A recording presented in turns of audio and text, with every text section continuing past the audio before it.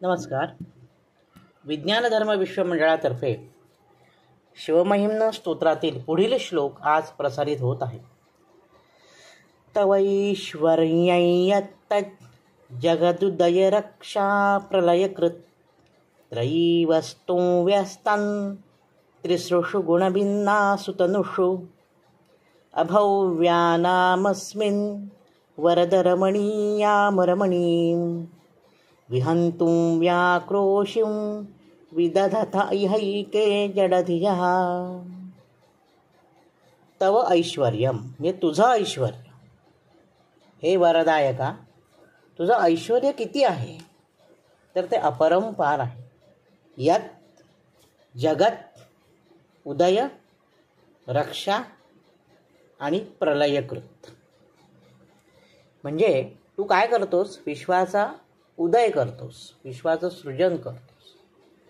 रक्षा म्हणजे विश्वाची रक्षा करतोस आणि प्रलय म्हणजे विश्वाचा संहारही तूच करतोस. असं कोण सांगताय आम्हाला भक्तांना? तर त्रयी वस्तू. त्रयी वस्तू म्हणजे वेदत्रयी, ऋग्वेद, यजुर्वेद, सामवेद, म्हणजे वेदत्रयी आहे ते सांगताय. काय सांगताय? की तुझ्या या ऐश्वर्याचे तिसृषु गुणभिन्नासु तनुषु. तिसृषु म्हणजे 3 विभाग आहेत, 3 रूपं आहेत. गुणभिन्नासु म्हणजे गुणभेद आहेत. कुठले कुठले गुणभेद आहेत? तर त्या ऐश्वर्याचे गुणभेद म्हणजे सत्व, रज आणि तम. ह्या 3 गुणांच्या योगे काय झालेलं आहे? ब्रह्मा, विष्णू आणि महेश या 3 दिव्य मूर्तींचं प्रकटीकरण झालेलं आहे. अभव्यानाम अस्मिन वरद रमणीयाम रमणीम.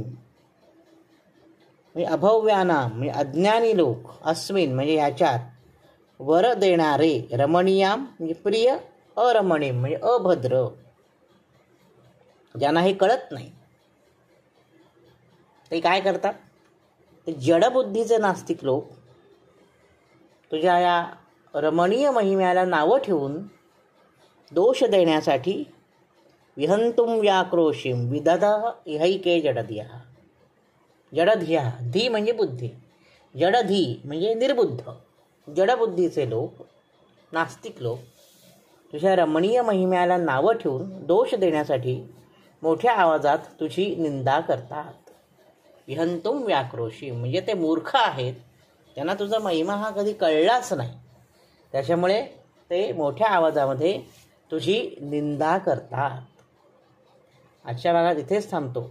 नवनवीन माहितीपूर्ण व्हिडिओ पाहण्यासाठी, ऐकण्यासाठी वैभव दातार ऑफिशियल हा माझा यूट्यूब चॅनल जरूर आणि जरूर सबस्क्राईब करा. धन्यवाद. ओम नमः शिवाय.